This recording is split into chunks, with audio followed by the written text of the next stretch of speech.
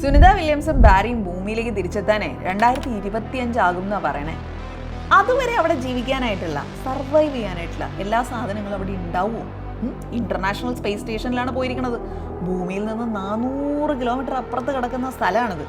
എങ്ങനെയായിരിക്കും അവരവിടെ സർവൈവ് ചെയ്യുന്നത്? നിങ്ങളൊക്കെ വീഡിയോസ് എടുത്ത് കണ്ടായിരുന്നോ? ഭയങ്കര കൗതുകം ഉണർത്തുന്ന വീഡിയോസാണ് അല്ലേ? ഇന്റർനാഷണൽ സ്പേസ് സ്റ്റേഷനിൽ നിന്ന് സുനിത വില്യംസ് റെക്കോർഡ് ചെയ്തിട്ടുള്ള കുറേ വീഡിയോസ് ഇപ്പം ഇങ്ങനെ വൈറലായിട്ട് പൊക്കോണ്ടിരിക്കുന്നുണ്ട്. അപ്പോൾ അവരവിടെ ജീവിക്കുന്ന രീതി, ഈ ഗ്രാവിറ്റിയുടെ കാര്യങ്ങൾ, അവർ ഈവൻ ഭക്ഷണം കഴിക്കുന്നത് എങ്ങനെ, വെള്ളം കുടിക്കുന്നത് എങ്ങനെ, ബാത്റൂമിൽ പോകുന്നത് എങ്ങനെ, ഇതൊക്കെ കൗതുകത്തോടു കൂടി നമ്മൾ കണ്ടു. അവർ നമ്മളെപ്പോലെ മനുഷ്യർ തന്നെയല്ലേ? അവരെങ്ങനെയാണ് ആ പ്രൊഫഷനിൽ എത്തിയിട്ടുണ്ടാവുക? ആലോചിച്ചിട്ടുണ്ടോ?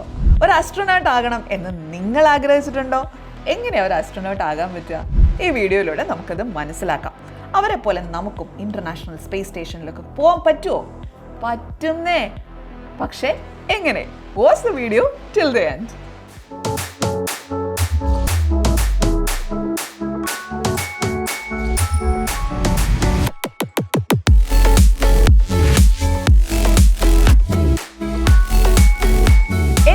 ഒരു മിഷന്റെ അല്ലെങ്കിൽ എക്സ്പെരിമെന്റിന്റെ ഭാഗമായിട്ട് സ്പേസിലേക്ക് ട്രാവൽ ചെയ്യുന്ന ആൾക്കാരെയാണ് നമ്മൾ ആസ്ട്രോനോട്ട്സ് എന്ന് വിളിക്കാറുള്ളത്.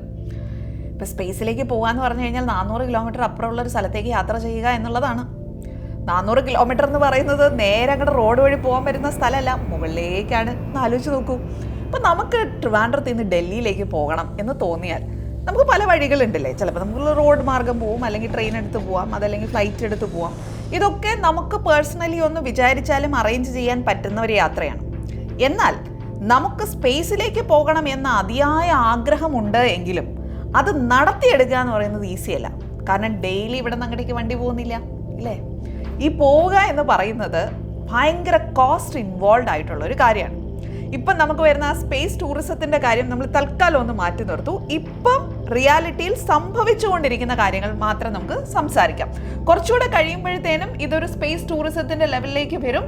അപ്പോൾ കഥ കുറച്ചുകൂടെ മാറും. ഇപ്പോഴത്തെ സിറ്റുവേഷനിൽ നമ്മൾ ഒരാൾ പേഴ്സണലി പോകണമെന്ന് ആഗ്രഹിക്കുകയാണ് എങ്കിൽ അതിന് പ്രൊവിഷൻ ഇല്ല. അവിടെ നമുക്ക് എന്ത് വേണം? ഒന്നുകിൽ നമ്മുടെ ISRO അല്ലെങ്കിൽ നാസ, അതല്ലെങ്കിൽ ESA, അല്ലെങ്കിൽ നമ്മുടെ റഷ്യയുടെ റോസ്കോസ്മോസ്, ഇങ്ങനെ കുറേ ഏജൻസികളില്ലേ. ഇപ്പം ചൈനയുടെ CSNA, ഇങ്ങനെയുള്ള ആരുടെയെങ്കിലും ഒരാളുടെ സഹായം നമുക്ക് വേണ്ടി വരും ടു ട്രാവൽ, റൈറ്റ്? അപ്പോൾ അവർ ഇത്തരം കാര്യങ്ങൾ നടത്തുന്നത് പല എക്സ്പെരിമെൻറ്റേഷൻസ് ആണ്. ഈ എക്സ്പെരിമെൻറ്റുകളുടെ ഭാഗമായിട്ട് മനുഷ്യരെയും കൂടി കയറ്റിയിട്ട് ഇത്തരം സ്പേസിലേക്ക് വിടുമ്പോൾ അതിന് വരുന്ന ചെലവ് എന്ന് പറയുന്നത് ചെറുതല്ല. മനുഷ്യരില്ലാതെ ഒരു മിഷൻ സംഘടിപ്പിച്ചാൽ പോലും അതിൻ്റെ ചെലവും വളരെ കൂടുതൽ തന്നെയാണ് കേട്ടോ. അപ്പോൾ നിങ്ങൾ അത് മനുഷ്യരില്ലാതെ പോവുകയാണെങ്കിൽ വളരെ ചീപ്പായിട്ട് പോയി വരാൻ പറ്റുമെന്നൊന്നും വിചാരിക്കേണ്ട. അതും ഭയങ്കര കോസ്റ്റ്ലി അഫെയർ തന്നെയാണ്. ഇനി മനുഷ്യരെ കയറ്റി അയക്കുമ്പോൾ അതിലേത് മനുഷ്യരെയാണ് ചൂസ് ചെയ്യേണ്ടതെന്നൊരു ക്വസ്റ്റ്യൻ അവിടെ ഇല്ലേ? അങ്ങനെ നമ്മളും ചൂസ് ചെയ്യപ്പെട്ടാലല്ലേ അവിടെ നമ്മൾ ആസ്ട്രോനോട്ട് ആവുക. അപ്പോൾ ഇപ്പോഴത്തെ ഇന്ത്യയുടെ സിറ്റുവേഷൻ അനുസരിച്ച്, അതായത് നമുക്ക് ISROയുടെ ഭാഗത്ത് നിന്നുകൊണ്ട് ചിന്തിക്കാം. ISRO ഇപ്പം നിങ്ങൾ ഗഗൻയാൻ എന്ന് പറഞ്ഞൊരു സാധനം കേൾക്കുന്നില്ലേ? ഈ ഗഗൻയാൻ എന്ന് പറയുന്ന മിഷൻ ഈ ഇടയ്ക്കാണ്, അതായത് എനിക്ക് തോന്നുന്നു ഫെബ്രുവരി മാസത്തിലാണ് അനൗൺസ് ചെയ്തത് ഈ ഗഗൻയാൻ മിഷനിലേക്ക് പോകുന്നത്. അതായത് ഫസ്റ്റ് ഹ്യൂമൻ സ്പേസ് ഫ്ലൈറ്റ് മിഷനാണത് ഇന്ത്യയുടെ. അപ്പോൾ അതിലേക്ക് പോകുന്ന ആളുകളുടെ പേരുകൾ, അതിൽ മലയാളിയായ ശ്രീ പ്രശാന്ത് ഉൾപ്പെട്ടിട്ടുണ്ട്. ഇതെല്ലാം നിങ്ങൾക്ക് അറിയാവുന്ന കാര്യമാണ്. അപ്പോൾ ഇവരെ ഗഗൻയാൻ മിഷന് വേണ്ടി ഈ 4 പേരെ സെലക്ട് ചെയ്തപ്പോൾ നിങ്ങൾ ന്യൂസിലെങ്കിലും കേട്ടിട്ടുണ്ടാവും, ഇവർ 4 പേരും ഇന്ത്യൻ എയർഫോഴ്സിൻ്റെ ഭാഗമായിരുന്നവരാണ്. എന്തുകൊണ്ടാണ് ഈ ഇന്ത്യൻ എയർഫോഴ്സിൻ്റെ ഭാഗമായിരുന്ന 4 പേരെ സെലക്ട് ചെയ്തത്? നമ്മളെ വിളിച്ചുകൂടായിരുന്നോ? നമുക്ക് താല്പര്യം ഉണ്ടായിരുന്നില്ലേ? താല്പര്യമുള്ള എത്രയോ പേരുണ്ടായിരുന്നു. എന്നിട്ട് നമ്മളെ ആരെയും വിളിക്കാതെ എന്തുകൊണ്ടായിരിക്കും ഇവർ ഇന്ത്യൻ എയർഫോഴ്സിൽ നിന്ന് ആളെ കണ്ടുപിടിച്ചത്? ചിന്തിച്ചിട്ടുണ്ടോ നിങ്ങൾ? കാരണം ഇതാണ്, നമ്മൾ പോകുന്നത് സ്പേസിലേക്കാണ്. ഇപ്പോൾ സുനിത വില്യംസിന് സംഭവിച്ചതുപോലെ തന്നെ എന്ത് തരത്തിലുള്ളൊരു പ്രോബ്ലവും അവിടെ ഉണ്ടായേക്കാം. ഈ ഉണ്ടായേക്കാവുന്ന എല്ലാ പ്രോബ്ലങ്ങളും നേരത്തെ തന്നെ ഐഡൻറ്റിഫൈ ചെയ്ത് അതിനുള്ള സൊല്യൂഷൻസും ഒക്കെ ഇത് ചെയ്തിട്ടാണ് ഇവർ പോകുന്നത്. പക്ഷേ എനിത്തിങ് ക്യാൻ ഗോ റോങ് ഇല്ലേ? അങ്ങനെ എന്തെങ്കിലും ഒരു സാധനം നമ്മുടെ കയ്യിൽ നിൽക്കാതെ പോയിട്ടുണ്ട് എങ്കിൽ അവിടെ ചെന്നിട്ട് ഇത് മാനേജ് ചെയ്യാനുള്ള സ്ട്രെങ്ത് പോകുന്ന ആളുകൾക്ക് ഉണ്ടാവണം. ഇതെന്ത് തന്നെ പറഞ്ഞാലും ഇതൊരു വാഹനമാണ് പോകുന്നത്. ഇതിനകത്ത് ടെക്നിക്കലായിട്ടുള്ള, അതായത് മെക്കാനിക്കൽ ഫെയിലിയേഴ്സ് ഉണ്ടാവാം. അതുപോലെ എന്ത് തരത്തിലുള്ള ഒരു സിറ്റുവേഷൻ വന്നു കഴിഞ്ഞ് കഴിഞ്ഞാലും ഇതവിടെ സ്റ്റക്കായി പോകാനുള്ള ഒരു കാര്യമുണ്ട്. ഇനി സ്റ്റക്കായി പോയി കഴിഞ്ഞാൽ നമ്മൾ റോഡ് വഴിയെ പോകുന്നു, ബസ് അങ്ങോട്ട് സ്റ്റക്കായി, ബസ് സ്റ്റക്കായി കഴിഞ്ഞ് കഴിഞ്ഞാൽ നമുക്ക് സർവീസ് സ്റ്റേഷനിൽ വിളിക്കുന്നു, ആൾ വരുന്നു, ഇത് നന്നാക്കുന്നു. ഇനി നമുക്ക് തന്നെ കുറച്ച് ഇതിൻ്റെ കാര്യങ്ങളൊക്കെ പരിചയം ഉണ്ടെന്നുണ്ടെങ്കിൽ നമ്മൾ തന്നെ ഇറങ്ങി നോക്കും എന്താ പ്രശ്നമായിരിക്കുന്നത്. ഇപ്പോൾ ടയർ വല്ലതും പഞ്ചറായതാണെങ്കിൽ നമ്മൾ ടയർ എടുത്ത് മാറ്റും, റൈറ്റ്? ഇതൊക്കെ നമ്മൾ ചെയ്യാറുണ്ട്. ഈ സ്പേസിലാണ് ഇത്തരത്തിലുള്ളൊരു കാര്യം സംഭവിക്കുന്നതെങ്കിൽ എന്താ ചെയ്യാൻ പറ്റുമെന്ന് ആലോചിച്ച് നോക്കൂ. സർവീസ് സ്റ്റേഷനിൽ വിളിച്ചിട്ട് മെക്കാനിക്കിനോട് വരാൻ പറയാൻ പറ്റുമോ? അപ്പോൾ പോകുന്ന ആളുകൾക്ക് ഇത്തരമൊരു പ്രശ്നം ഉണ്ടായിക്കഴിഞ്ഞാൽ അത് മാനേജ് ചെയ്യേണ്ട സ്കിൽ സെറ്റുകൾ കൂടി ഉണ്ടാവണം. അപ്പം ആഗ്രഹവും താല്പര്യവും ഇഷ്ടവും മാത്രം പോരാ. There are so many other things. ഇത് നിങ്ങൾക്ക് കുറച്ചുകൂടെ കാര്യമായിട്ട് മനസ്സിലാവണമെങ്കിൽ ഈ 2015 മറ്റോ ഇറങ്ങിയ ദി മാർഷ്യൻ എന്ന് പറഞ്ഞിട്ടൊരു ഇംഗ്ലീഷ് മൂവിയുണ്ട്. അത് നിങ്ങളൊന്ന് കണ്ടു നോക്കുക. OTT പ്ലാറ്റ്ഫോമിൽ ഇത് കിടപ്പുണ്ട്. ഞാൻ ഈ ഇടയ്ക്കും കൂടി ആ സിനിമ കണ്ടതായിരുന്നു. എനിക്ക് ഭയങ്കര ഇഷ്ടമുള്ളൊരു മൂവി അത്. ഇത് ഇങ്ങനെ ഒരു മിഷന് വേണ്ടി പോയിട്ട് ആ കൂട്ടത്തിൽ ഒരാൾ മരണപ്പെട്ടു എന്ന് വിചാരിച്ചിട്ട് ബാക്കിയുള്ളവർ തിരിച്ചു പോരുന്നതാണ്. പക്ഷേ ആക്ച്വലി ആൾ മരിച്ചിട്ടുണ്ടായിരുന്നില്ല. ആ ആൾ എങ്ങനെയാണ് അവിടെ സർവൈവ് ചെയ്യുന്നത് എന്നുള്ളതാണ് ആ സിനിമയ്ക്കകത്ത് കാണിക്കുന്നത്. ആ സർവൈവലിനകത്ത് പുള്ളി അവിടെ ഞാൻ ഈ സർവൈവൽ എന്നൊക്കെ പറയുമ്പോഴത്തേനും ഇപ്പം സുനിത വില്യംസും ബാരിയും ഒക്കെ ഉള്ള സിറ്റുവേഷൻ ഇതിന് സിമിലർ ആയിട്ടുള്ളൊരു സിറ്റുവേഷൻ ആണെന്ന് നിങ്ങൾ തെറ്റിദ്ധരിക്കരുത്. അതിൻ്റെ കേസ് ടോട്ടലി ഡിഫറെൻ്റ് ആണ് കേട്ടോ. ഇത് ഞാൻ ഈ മൂവിയുടെ കാര്യം വെച്ചിട്ടാണ് ഞാൻ പറയുന്നത്. ഈ പറയുന്ന മൂവിയിൽ അതായത് ആരും ഇല്ല, പോയി, ആൻഡ് പുള്ളി ഒറ്റയ്ക്ക് അവിടെ സർവൈവ് ചെയ്യണം.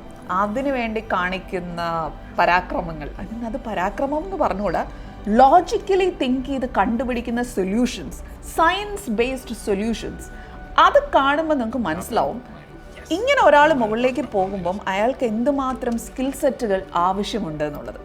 അപ്പോൾ ഈ ഇന്ത്യൻ എയർഫോഴ്സിൽ നിന്ന് ആളുകളെ സെലക്ട് ചെയ്തതിന് റീസൺ എന്തായിരിക്കും? ഒന്ന്, ഇവർ നല്ലപോലെ ട്രെയിൻഡ് ആണ്. പിന്നെ പലതരത്തിലുള്ള എയർഫോഴ്സിൻ്റെ വാഹനങ്ങൾ ഓടിച്ച് ഇവർക്ക് പരിചയമുണ്ട്. അപ്പോൾ പല തരത്തിലുള്ള മെക്കാനിസംസും ഹാൻഡിൽ ചെയ്യാൻ അവരെ കൊണ്ട് പറ്റും. പിന്നെ മെൻ്റലി അവർ നല്ല സ്ട്രോങ് ആണ്, കാരണം അത്തരത്തിലുള്ള ട്രെയിനിങ് ആണ് അവർക്ക് കിട്ടിയിട്ടുള്ളത്. അതുപോലെ ഫിസിക്കലിയും അവർ വെൽ ബിൽറ്റ് ആണ്. ഇങ്ങനെയുള്ള ഒരുപാട് കാര്യങ്ങളുണ്ട്. ഇപ്പം നമ്മൾ ഭൂമിയിൽ കൂടെ ഇങ്ങനെ സുഖമായിട്ട് നടന്നു പോണത് പോലെ സ്പേസിൽ എങ്ങോട്ട് പോയി കഴിഞ്ഞ് കഴിഞ്ഞാൽ ആവില്ലല്ലോ. നിങ്ങൾ സുനിത വില്യംസിൻ്റെ വീഡിയോ ഒക്കെ കണ്ടിട്ടുണ്ടായിരുന്നോ? ഒന്ന് കണ്ടു നോക്കൂ കേട്ടോ. ഇൻ്റർനാഷണൽ സ്പേസ് സ്റ്റേഷനിൽ നിന്ന് അവർ റെക്കോർഡ് ചെയ്ത വീഡിയോസ് ഉണ്ട്. അതിനകത്ത് അവരവിടെ ഓരോ സ്ഥലവും ഉപയോഗിക്കുന്നത് എങ്ങനെയാണെന്നുള്ളതൊക്കെ വളരെ ഡീറ്റെയിൽഡ് ആയിട്ട് കാണിച്ചിട്ടുള്ള വീഡിയോസ് ഉണ്ട്. ഞാൻ വേണമെങ്കിൽ ഡിസ്ക്രിപ്ഷൻ ബോക്സിൽ അതിൻ്റെ ലിങ്ക് ഒക്കെ കൊടുത്തേക്കാം കേട്ടോ, ഒന്ന് കണ്ടു നോക്കൂ നിങ്ങൾ. അപ്പോൾ അതുപോലെയൊക്കെ രീതിയിൽ നിൽക്കണം എന്നുണ്ടെങ്കിൽ അമ്മാതിരി ഫിസിക്കൽ കപ്പാസിറ്റിയും കൂടി നമുക്ക് വേണം. തൊട്ടതിനും പിടിച്ചതിനൊക്കെ നമ്മൾ ഫിസിക്കലി വാടിപ്പോകുമെങ്കിൽ, നമ്മൾ പറയില്ല ദൂരെ കൂടെ ഒരു പനി വന്നു കഴിഞ്ഞ് കഴിഞ്ഞാൽ നമുക്ക് പനി പിടിക്കും, അല്ലെങ്കിൽ ദൂരെ കൂടെ ആരെങ്കിലും ഒരാൾ ജലദോഷത്തിൽ വന്നിട്ട് തുമ്മിക്കഴിഞ്ഞ് കഴിഞ്ഞാൽ നമുക്ക് അപ്പം ജലദോഷം പിടിക്കും. അജാതി ഇമ്മ്യൂണിറ്റി ഇതൊക്കെയാണ് നമുക്കുള്ളത് എങ്കിൽ ഇത്തരം മിഷനുകൾക്കൊക്കെ പോകാൻ നമ്മൾ എലിജിബിളായി മാറില്ല. അപ്പോൾ അതുകൊണ്ടായിരിക്കാം ഇന്ത്യ ഒരു പക്ഷേ തുടക്കത്തിൽ ഇത്തരത്തിലുള്ള ആളുകളെ സെലക്ട് ചെയ്തത്. ബട്ട് ഓൺ ദ ഗോ നിങ്ങളൊന്ന് ആലോചിച്ച് നോക്കും, നമ്മുടെ ഈ ഫസ്റ്റ് മിഷൻ വളരെ സക്സസ്ഫുള്ളായിട്ട് നടക്കുന്നു. ഇങ്ങനെ സക്സസ്ഫുള്ളായി നടന്നതിന് ശേഷം ഇവഞ്ച്വലി കാര്യങ്ങളൊക്കെ കുറച്ചുകൂടെ അങ്ങോട്ട് കാലം മാറുമ്പോഴത്തേനും ഈ പറയുന്ന സ്പേസിലേക്കുള്ള ട്രാവൽ കുറച്ചും കൂടെ ഒരു ഈസി അഫെയറായി മാറുന്നൊരു സിറ്റുവേഷൻ ചിലപ്പോൾ ഉണ്ടായേക്കാം. ഇപ്പം സുനിത വില്യംസ് ഒക്കെ പോയിരിക്കുന്നത് ബോയിങ്ങിൻ്റെ ക്രാഫ്റ്റിലാണ്, നിങ്ങൾക്ക് അറിയാമല്ലോ അത്. അപ്പോൾ അത് പ്രൈവറ്റ് ആണ്. അപ്പോൾ ഒരു പ്രൈവറ്റ് ഇൻ്റഗ്രേഷനൊക്കെ വരുന്നു, നാസയുമായി വരുന്ന പോലെ നമ്മുടെ ISROയുമായിട്ട് അങ്ങനെ ആർക്കെങ്കിലുമൊക്കെ ഇൻ്റഗ്രേഷൻ വരുന്നു, കൂടുതൽ ക്രാഫ്റ്റുകൾ പോകുന്ന ഒരു സിറ്റുവേഷനൊക്കെ വരുന്നു. അങ്ങനെയൊക്കെ ഒരു സിറ്റുവേഷൻ വന്നു കഴിഞ്ഞ് കഴിഞ്ഞാൽ കൂടുതൽ ആളുകൾക്ക് ചാൻസ് ഉണ്ടാവും. അപ്പം that will not be restricted to Indian എയർഫോഴ്സിൽ വർക്ക് ചെയ്യുന്ന ആൾക്കാർ. അപ്പോൾ ഒരു കോമൺ മാനും ആ ഒരു പൂളിൽ വരാനുള്ളൊരു സാധ്യത ഉണ്ടായേക്കും. ഇപ്പം നിങ്ങൾക്കറിയാം, ഒരു പറക്കലിന് തയ്യാറായി നിൽക്കുന്ന ഒരു മലയാളിയുണ്ട്, റൈറ്റ്? നമ്മുടെ എല്ലാവരുടെയും പ്രിയങ്കരനായ ശ്രീ സന്തോഷ് ജോർജ് കുളങ്ങര. അപ്പോൾ അദ്ദേഹം ഇങ്ങനെ ഒരു യാത്രയ്ക്ക് തയ്യാറായി നിൽക്കുകയാണ്. That story is totally different. അപ്പോൾ അതുപോലെ ഈ കാര്യങ്ങൾ കുറച്ച് വൈഡ് ഇതായി വന്നു കഴിഞ്ഞു കഴിഞ്ഞാൽ നമുക്ക് ഇത്തരം യാത്രകൾക്ക് സാധിക്കും. പക്ഷേ നമ്മളൊരു ആസ്ട്രോനോട്ട് എന്ന രീതിയിൽ ഒരു മിഷൻ്റെ ഭാഗമായി എന്തെങ്കിലുമൊക്കെ എക്സ്പെരിമെൻറ്റ്സ് ചെയ്യാനായി പോവുകയാണ് എങ്കിൽ നമ്മളിൽ വേണ്ടുന്ന ശേഷികൾ വളരെ ഡിഫറെൻ്റ് ആയിട്ടുള്ള ഒരുപാട് ശേഷികളായിരിക്കും. അതിലൊന്ന് എന്ന് പറയുന്നത് നമുക്കുണ്ടാകേണ്ട സയൻസ് ആൻഡ് മാത്തമാറ്റിക്കൽ ബാക്ക്ഗ്രൗണ്ടാണ്. So if anybody wants to be an astronaut, the first thing is 10ാം ക്ലാസ് കഴിഞ്ഞ് സയൻസ് മതിയായി എന്ന് പറഞ്ഞ് ഡ്രോപ്പ് ചെയ്യേണ്ട. നിങ്ങൾ സയൻസ് നന്നായി പഠിക്കുക തന്നെ വേണം. അത് മാത്തും നിങ്ങൾ നന്നായി പഠിക്കേണ്ട ആവശ്യമുണ്ട്. സോ സയൻസ് പഠനത്തിലൂടെ തന്നെ നിങ്ങൾ മുന്നോട്ട് പോകാൻ ശ്രദ്ധിക്കുക. 11th and 12th അങ്ങനെ തന്നെ ചെയ്യുക. നിങ്ങളുടെ ബാച്ചിലർ ഡിഗ്രിയും അങ്ങനെ തന്നെ ചെയ്യുക. മാസ്റ്റേഴ്സും അത് തന്നെ ചെയ്യുക. പറ്റുമെങ്കിൽ നിങ്ങളൊരു PhD കൂടി എടുക്കുക. അപ്പോൾ ആ ഒരു ലെവലിലേക്കൊക്കെ പോകുമ്പോൾ അത്രമാത്രം നിങ്ങൾ കാര്യങ്ങൾ റിസർച്ച് ചെയ്യാൻ തുടങ്ങും. അത്രയും നിങ്ങൾക്ക് സയൻസ് മാത്ത് ബോധം ഉണ്ടാവും. ബേസിക്കലി പറഞ്ഞു കഴിഞ്ഞാൽ STEM education that is needed. അത് റിഗാർഡിംഗ് ദി എഡ്യൂക്കേഷണൽ ക്വാളിഫിക്കേഷൻ. രണ്ടാമത്തെ ഒരു കാര്യം, സിറ്റിസൺഷിപ്പിനെ കുറിച്ച് നിങ്ങൾക്ക് അറിയാമല്ലോ. ഇപ്പം നാസയിൽ നമ്മളൊരു ആസ്ട്രോനോട്ട് ആവണം എന്നുണ്ടെങ്കിൽ ഇപ്പോൾ സുനിത വില്യംസ് ഇന്ത്യൻ ഒറിജിൻ ആണ്, ദാറ്റ് ഈസ് റൈറ്റ്. പക്ഷേ സിറ്റിസൺഷിപ്പ് എന്ന് പറയുന്നത് ഇന്ത്യൻ സിറ്റിസൺഷിപ്പിലല്ല ഉള്ളത്. ഇന്ത്യൻ സിറ്റിസൺഷിപ്പിലുള്ള ഒരു വ്യക്തിക്ക് ഒരിക്കലും നാസയുടെ ആസ്ട്രോനോട്ട് ആകാൻ പറ്റില്ല.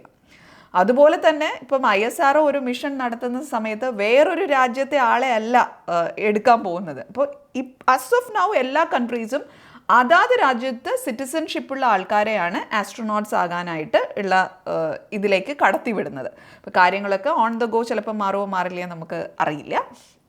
ബട്ട് ഐ തിങ്ക് അതങ്ങനെ തന്നെ ആയിരിക്കും. കാരണം നമ്മൾ ഇത്രയും പൈസയും ചിലവാക്കിയിട്ട് വേറൊരു രാജ്യത്ത് ഒരാളെ കയറ്റി വിടേണ്ട ആവശ്യം വരുന്നില്ലല്ലോ. സോ ഞാൻ എഡ്യൂക്കേഷൻ്റെ കാര്യം പറഞ്ഞു, ഇപ്പോഴത്തെ കണ്ടീഷൻ അനുസരിച്ചുള്ള സിറ്റിസൺഷിപ്പിൻ്റെ കാര്യം പറഞ്ഞു. പിന്നെ മൂന്നാമത്തെ ശ്രദ്ധിക്കേണ്ട കാര്യം, നിങ്ങൾ ഫിസിക്കലി നല്ല സ്ട്രോങ് ആയിട്ടുള്ള ആളായിരിക്കണം. ഫിസിക്കലി സ്ട്രോങ് ആയിട്ടുള്ള ആളെന്ന് പറയുന്നത് നമ്മൾ ഈ പറയുന്ന ഭൂമിയുടെ ഇതിൽ നിന്ന് പുറത്തേക്ക് വരുമ്പം ഉണ്ടാവുന്ന ഗ്രാവിറ്റിയുടെ പ്രശ്നങ്ങളും കാര്യങ്ങളും എല്ലാം നിങ്ങൾക്ക് അറിയാമല്ലോ. ഇതിനൊക്കെ സർവൈവ് ചെയ്യണമെങ്കിൽ നമുക്ക് അത്തരത്തിലുള്ള ഫിസിക്കൽ സ്ട്രെങ്ത്തിൻ്റെ എബിലിറ്റി വേണം. അപ്പം നിങ്ങൾ വെൽ ബിൽറ്റ് ആയിട്ടുള്ള ഒരാളായിരിക്കണം. അതൊരു പോയിന്റ്.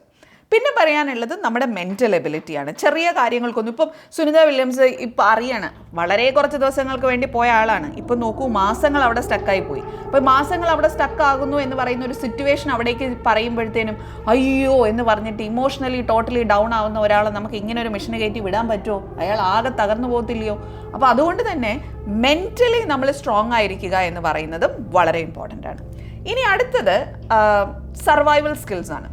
ഈ സർവൈവൽ സ്കിൽസുമായിട്ട് ബന്ധപ്പെട്ടിട്ടുള്ള ഒരുപാട് വീഡിയോകൾ യൂട്യൂബിലുണ്ട് കേട്ടോ. അത് സ്പേസുമായിട്ട് മാത്രമല്ല, ബാക്കി എല്ലാ സിറ്റുവേഷനിലും നിങ്ങൾ അത്ര വീഡിയോകൾ കണ്ടിട്ടുണ്ടോ എന്ന് എനിക്കറിയില്ല. ഇപ്പോൾ ഫോറസ്റ്റിൽ ഒറ്റയ്ക്ക് അകപ്പെട്ട് പോയി കഴിഞ്ഞ് കഴിഞ്ഞാൽ എങ്ങനെയാണ് നമുക്ക് സർവൈവ് ചെയ്യാൻ പറ്റുക? ഏതെങ്കിലും ഒരു ഐലൻഡിൽ പെട്ടുപോയാൽ എങ്ങനെയാണ്, ഡെസേർട്ടിൽ പെട്ടുപോയി കഴിഞ്ഞ് കഴിഞ്ഞാൽ എങ്ങനെയാണ് നമുക്ക് സർവൈവ് ചെയ്യാൻ പറ്റുക? അപ്പോൾ ഇത് കുറേ സർവൈവൽ സ്കിൽസ് നമ്മൾ പഠിക്കാനുണ്ട്. എന്ത് തരം പഴങ്ങൾ നമുക്ക് കഴിക്കാൻ പറ്റും, എന്ത് തരം ഇലകൾ നമുക്ക് കഴിക്കാം, ഏത് തരത്തിലുള്ള മൃഗങ്ങളെ നമുക്ക് അവിടെ കുക്ക് ചെയ്ത് കഴിക്കാനൊന്നുള്ള സിറ്റുവേഷൻ ഉണ്ടാവില്ല. അപ്പോൾ ഏതിനെ എങ്ങനെ പിടിക്കാം, ഏതിൻ്റെ ഏത് ഭാഗം കഴിക്കാം, ഇങ്ങനെയൊക്കെയുള്ള ഒരുപാട് കാര്യങ്ങളുണ്ട്. സർവൈവൽ സ്കിൽസാണ്. ഈ സ്പേസിൽ പോകുമ്പോഴത്തേനും ഇത്തരത്തിലുള്ള സർവൈവൽ സ്കിൽസ് അല്ല വേണ്ടത്. പക്ഷെ നിങ്ങൾക്ക് കണക്ട് ചെയ്ത് മനസ്സിലാവാൻ വേണ്ടിയിട്ടാണ് ഈ കാര്യം ഞാൻ പറഞ്ഞു തന്നത്. സോ ബേസിക്കലി നമ്മൾ ഒറ്റയ്ക്കായി പോയി കഴിഞ്ഞാൽ, അത് ഈ മാർഷ്യൻ എന്ന് പറയുന്ന മൂവിയിൽ അത് വളരെ കൃത്യമായിട്ട് കാണിക്കുന്നുണ്ട്. അത് സ്പേസിൻ്റെ സർവൈവൽ സ്കിൽസ് തന്നെയാണ്. നമുക്ക് ഏത് വെച്ചിട്ട് എങ്ങനെ അതിനെ ഇത് കണക്ട് ചെയ്ത് നമുക്ക് സർവൈവ് ചെയ്ത് മുമ്പോട്ട് പോകാമെന്നുള്ളത്. അപ്പോൾ അത്തരത്തിലുള്ള സർവൈവൽ സ്കിൽസ് നമുക്ക് നല്ലോണം വേണ്ടി വരും. പിന്നെ നമ്മൾ വളരെ ഇന്നവേറ്റീവ് ആയിട്ടുള്ള ആളായിരിക്കണം. ഔട്ട് ഓഫ് ബോക്സ് തിങ്ക് ചെയ്യാൻ വരണം. ഒരു സാധനം കാണുമ്പോഴത്തേനും ഇപ്പം ഒറ്റൊരു സാധനമേ നമ്മുടെ കയ്യിലുള്ളൂ, അത് വെച്ചിട്ട് എന്തൊക്കെ കാര്യങ്ങൾ കൊണ്ട് നമുക്ക് ജീവിച്ച് പോകാം എന്ന് നമുക്ക് ചിന്തിക്കണമെങ്കിൽ അത്തരത്തിലുള്ള ക്രിയേറ്റിവിറ്റിയും സർവൈവൽ സ്കിൽസും എല്ലാം നമുക്ക് വേണ്ടി വരും. അപ്പോൾ creativity, out of box thinking, ഇത്തരത്തിലുള്ള ക്വാളിറ്റീസ് വേണം. ഈ ക്വാളിറ്റീസാണ് അസ് ഓഫ് നൗ ഒരു ആസ്ട്രോനോട്ടിന് ആവശ്യമുള്ള ക്വാളിറ്റി. അപ്പോൾ എന്നെ കേട്ടുകൊണ്ടിരിക്കുന്നത്, ഞാൻ ഈ മലയാളത്തിലാണ് ഈ വീഡിയോ റെക്കോർഡ് ചെയ്യുന്നത്, അതുകൊണ്ട് മലയാളികളാണ് ഇത് കേൾക്കുന്നത്. അപ്പം നമ്മുടെ ഇപ്പോഴത്തെ സിറ്റുവേഷൻ വെച്ചിട്ട് നമുക്ക് ആസ്ട്രോനോട്ട് ആവണമെങ്കിൽ നിങ്ങൾ ഒരു കാര്യം മനസ്സിലാക്കേണ്ടത്, ഇപ്പം നമുക്ക് ഡയറക്റ്റ് ആയിട്ട് പോയിട്ട് ഒരു മിഷനിൽ ജോയിൻ ചെയ്യാനുള്ള പ്രൊവിഷൻ ഇല്ല. അതായത് ആസ്ട്രോനോട്ടായിട്ട് പറന്നു പോകാനുള്ള ഒരു പ്രൊവിഷൻ നമുക്ക് ഇപ്പം നമ്മുടെ മുമ്പിൽ ഓപ്പൺ അല്ല. പക്ഷേ അത് ഓപ്പൺ ആവും. അത് ചുരുങ്ങിയ കാലഘട്ടത്തിനുള്ളിൽ തന്നെ അത്തരത്തിലുള്ള കാര്യങ്ങളൊക്കെ കൂടുതൽ ഇതായി വരും. നമ്മുടെ ഇപ്പോഴത്തെ ഗഗൻയാൻ മിഷനൊക്കെ വളരെ നന്നായി പോകട്ടെ. അതൊക്കെ അതിൻ്റെ ഒരു എന്താ പറയുക, ഒരു ചുവടായി മാറും. പിന്നീട് പുതിയ സിസ്റ്റംസ് ഒക്കെ ഡെവലപ്പ് ചെയ്യുമ്പോഴത്തേനും കോമൺ മാനും ഇതിനകത്ത് ഓപ്പർച്യൂണിറ്റീസ് വരും. ഈവൻ ഡോക്ടേഴ്സ്, എൻജിനീയേഴ്സ്, ഡോക്ടേഴ്സിനെയൊക്കെ എന്തിനാണ് വേണ്ടി വരിക? അഗെയിൻ നമ്മൾ ഈ പലതരത്തിലുള്ള എക്സ്പെരിമെൻറ്റ്സ് മുകളിൽ പോയിട്ട് നടത്താനുണ്ട് ഇല്ലേ? അപ്പോൾ അത്തരം എക്സ്പെരിമെൻറ്റ്സിൻ്റെ ഭാഗമായിട്ട് ചിലപ്പം ബയോളജി എന്ന് പറയുന്ന വിഷയം, ഡോക്ടേഴ്സിൻ്റെ തരത്തിലുള്ള സ്കിൽ ആവശ്യമുള്ളവർ, ചിലപ്പം ലൈഫ് സയൻസിൽ അല്ലെങ്കിൽ ഒരു പ്ലാന്റ് സയൻസിൽ അല്ലെങ്കിൽ ആനിമൽ സയൻസിൽ ഒക്കെ നന്നായി ചിന്തിക്കാനും റിസർച്ച് ചെയ്യാനും കപ്പാസിറ്റി ഉള്ള ആൾക്കാർ, അങ്ങനെയുള്ള ആൾക്കാരെയും ഒക്കെ ആവശ്യം വരും. അപ്പോൾ അവരൊന്നും ഇപ്പം ഇന്ത്യൻ എയർഫോഴ്സിൽ വർക്ക് ചെയ്യുന്ന ആൾക്കാരൊന്നും ആയിരിക്കില്ല, കോമൺ മാൻ ആയിരിക്കും, ചിലപ്പോൾ എവിടെയെങ്കിലും ഒരിടത്ത് ലെക്ചറായിട്ട് വർക്ക് ചെയ്യുന്ന ആളായിരിക്കും. ബട്ട് അവർക്ക് ഈ പറയുന്ന നോളജ് ലെവലും ഉണ്ട്, ബട്ട് നേരത്തെ പറഞ്ഞ മറ്റുള്ള കാര്യങ്ങളൊക്കെ ഇല്ലേ, അതായത് physical, mental, survival skills, out of box thinking skills, ഇങ്ങനെയുള്ള എല്ലാ കാര്യങ്ങളും ഉണ്ട്. അപ്പോൾ they become a right candidate. അപ്പോൾ അങ്ങനെ ഒരു സ്കോപ്പ് നമ്മുടെ മുമ്പിൽ ഉണ്ട്. So let's all be hopeful, അല്ലേ? നമ്മൾ എന്തിനാ ഹോപ്പ് കളയുന്നത്? നമുക്കത് പറ്റില്ല എന്ന് വിചാരിച്ചിട്ട് അങ്ങനെ ചിന്തിക്കേണ്ട കാര്യമില്ല. നമ്മുടെ നാട്ടിൽ നിന്ന് തന്നെ, അതായത് നാസ എന്നൊന്നും നിങ്ങൾ ചിന്തിക്കേണ്ട, ISRO, നമ്മുടെ നാട്ടിൽ നിന്ന് തന്നെ ഇത്തരത്തിലുള്ള മിഷൻസ് ഉണ്ടാവും. ആ മിഷൻസിൻ്റെ ഭാഗമായി നമുക്കും ഇത്തരത്തിലുള്ള യാത്രകൾ ചെയ്യാൻ സാധിച്ചേക്കും. അപ്പോൾ എന്ത് ചെയ്യണം? സയൻസ് മര്യാദയ്ക്ക് പഠിക്കണം, ഉഴപ്പരുത്. ഈസിയസ്റ്റ് ആയിട്ടുള്ള വഴികൾ മാത്രം നോക്കിയിട്ട് പോയി കഴിഞ്ഞാൽ പിന്നീട് അങ്ങോട്ടേക്ക് പോകുമ്പോൾ ഇത്തരം ആഗ്രഹങ്ങൾക്കൊക്കെ ടാറ്റ പറയേണ്ടി വരും. അതുകൊണ്ട് നന്നായി സയൻസ് വിഷയങ്ങൾ വളരെ ഡെപ്തിൽ ഇറങ്ങിയിട്ട് പഠിക്കുക. ജസ്റ്റ് ടെക്സ്റ്റ് ബുക്ക് മാത്രം ഇങ്ങനെ നോക്കി പോയിട്ട് പരീക്ഷയെ മാത്രം ഫേസ് ചെയ്യാനുള്ള ക്വസ്റ്റ്യൻസിനെ പഠിച്ചിട്ട് പോയി കഴിഞ്ഞ് കഴിഞ്ഞാൽ ഇത്തരം രീതിയിലൊക്കെ എത്താൻ വലിയ ബുദ്ധിമുട്ടായിരിക്കും. പഠിക്കുന്നതെന്തും ആഴത്തിൽ പഠിക്കുക, പഠിക്കുന്നതെന്തും മനസ്സിലാക്കി പഠിക്കുക, പഠിക്കുന്നതെന്തും ഒരു 5 വയസ്സുള്ളൊരു കുട്ടി വന്ന് നമ്മളോട് അതിനെക്കുറിച്ചൊരു സംശയം ചോദിച്ചു കഴിഞ്ഞ് കഴിഞ്ഞാൽ നമുക്ക് എക്സ്പ്ലെയിൻ ചെയ്ത് കൊടുക്കാൻ പറ്റുന്ന രീതിയിൽ അറിവുണ്ടാക്കിയെടുക്കുക. അതായത് ഏത് പ്രായത്തിലുള്ള ഒരാൾ നമ്മുടെ അടുത്ത് വന്നിട്ട് അതിനെക്കുറിച്ചൊരു കാര്യം ചോദിച്ചു കഴിഞ്ഞാൽ നമുക്ക് പറഞ്ഞു കൊടുക്കാൻ പറ്റണമെങ്കിൽ നമുക്ക് അത്രയും അറിവ് വേണം. അപ്പോൾ ആ പറഞ്ഞു കൊടുക്കാൻ പറ്റുന്ന അറിവിലേക്ക് നിങ്ങൾ പഠിക്കുക, അല്ലാതെ വെറും ഒരു പരീക്ഷയെ ബേസ് ചെയ്ത് മാത്രം പഠിച്ചു പോവാതിരിക്കുക. അപ്പോൾ നിങ്ങളെല്ലാവരും ആഗ്രഹിക്കുന്ന ലെവലുകളിലേക്ക് നിങ്ങൾക്ക് എത്താൻ പറ്റട്ടെ. Keep going. Happy learning.